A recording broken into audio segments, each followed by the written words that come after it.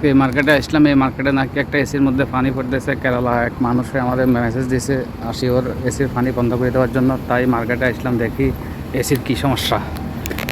অবশেষে চলে আইলাম এই এসির বলে পানি পড়ে।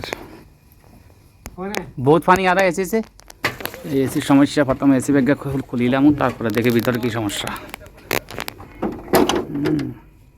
এসির ভিতরে তো কিছু কাঁচরা টাচরা আছে, এর আগে খুলেই দেয়। এসির কভার খুললাম, খোলার পরে দেখি ভিতরে মোটামুটি কাঁচরা আছে। এটা যে ড্রেন লাইন আছে, ড্রেন লাইন এটা ব্লক। এখানে ড্রেন লাইন আছে, ড্রেন লাইন ব্লক করেছে। এটা ক্লিয়ার করে দিলে ইনশাল্লাহ আশা করি ঠিক হয়ে যাবে।